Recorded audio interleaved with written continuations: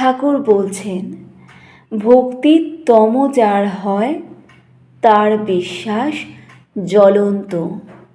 ভক্ত জোর করে যেন ডাকাতি করে ধন কেড়ে লওয়া, মারো কাটো বাঁধো, এইরূপ ডাকাত পড়া ভাব। ঠাকুর বলছেন, আমি তার নাম করছি, আমার আবার পাপ? আমি তাঁর ছেলে, তাঁর ঐশ্বর্যের অধিকারী, এমন রোগ হওয়া চাই। ঠাকুর বলছেন, তমগুণকে মোড় ফিরিয়ে দিলে ঈশ্বর লাভ হয়। তাঁর কাছে জোর করো, তিনি তো পর নন, তিনি তো আপনার লোক।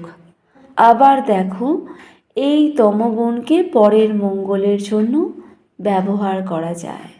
বৈদ্য 3 প্রকার: উত্তম বৈদ্য, মধ্যম বৈদ্য, অধম বৈদ্য।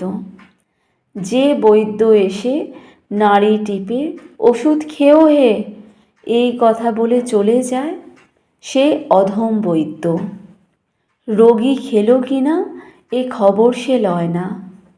যে বৈদ্য রোগীকে ওষুধ খেতে অনেক করে বোঝায়, যে মিষ্টি কথাতে বলে, ওহে ওষুধ না খেলে কেমন করে ভালো হবে, লক্ষ্মীটি খাও, আমি নিজে ওষুধ মেরে দিচ্ছি, খাও, সে মধ্যম বৈদ্য। আর যে বৈদ্য রোগী কোনো মতে খেলো না দেখে বুকে হাঁটু দিয়ে জোর করে ওষুধ খাইয়ে দেয়, সে উত্তম বৈদ্য। এইটি বৈদ্যের তমগুণ। এই গুণে রোগীর মঙ্গল হয়, অপকার হয় না। বৈদ্যের মতো আচার্যও 3 প্রকার: যিনি ধর্ম উপদেশ দিয়ে শিষ্যদের আর খবর নেয় না, সে আচার্য অধম।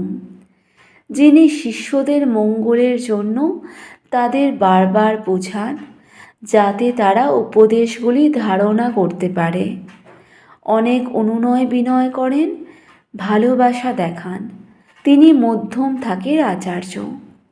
আর যখন শিষ্যেরা কোনো মতে শুনছে না দেখে কোনো আচার্য জোর পর্যন্ত করেন, তারে বলি উত্তম আচার্য।